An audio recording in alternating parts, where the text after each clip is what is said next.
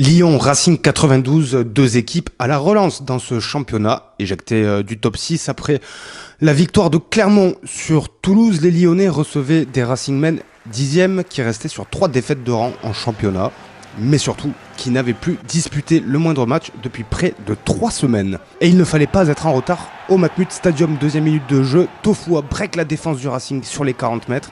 Le ballon reste en vie et Léo Berdeux signe un premier exploit personnel pour donner l'avantage au Loup, 5-0.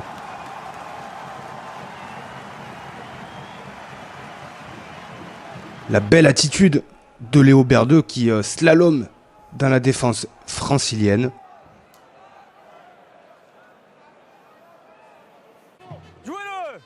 La réaction des ciels et bancs est cependant quasi immédiate. Première incursion dans les 22 mètres adverses et Antoine Gibert ajuste une diagonale pour Vakatawa qui n'a alors plus qu'à transmettre pour Juanimov. Le Racing prend l'avantage 7-5 avec la transformation de Maxime Machno.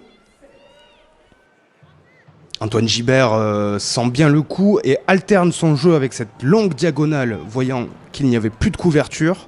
Et Virimi Vakatawa, qui en bon gentleman ne prend pas de risque et donne le ballon à Juanimov, qui permet donc au Racing de prendre l'avantage 7-5. C'est le début d'un long chassé croisé entre les deux équipes. Léo Berdeux et Maxime Machno se rendent coup pour coup au pied. Le Racing mène 16-14 avant que Léo Berdeux n'inscrive un deuxième essai sur cette combinaison à la 34e minute de jeu. Lyon reprend les commandes de la rencontre 21-16. Léo Berdeux, auteur d'un véritable one-man show avec 21 points inscrits par le jeune ouvreur de 23 ans. Le Loup mène à la pause 21-19. Au retour des vestiaires, Léo Berdeux inscrit ses 27e points du match et permet aux Lyonnais de creuser l'écart 24-19 avec une nouvelle pénalité. Mais le Racing 92 va reprendre les commandes sur cette pénalité rapidement jouée à la main. Tout en puissance, Camille Chat permet aux Racingmen de concrétiser leur temps fort. Le Racing mène alors 24-26.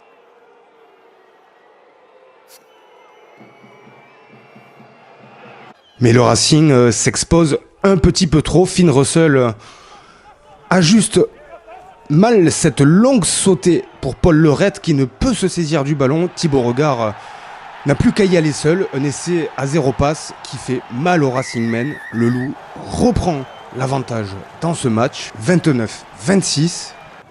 Ce qui ne va pourtant pas empêcher le Racing de reprendre le score sur une dernière pénalité de Maxime Machno. Mais sur cette occasion de la dernière chance, pourtant sur le reculoir, Lyon va trouver la clé sur le côté gauche. Le reître est aspiré, le décalage est fait et Thibaut Regard se fait la malle dans son couloir.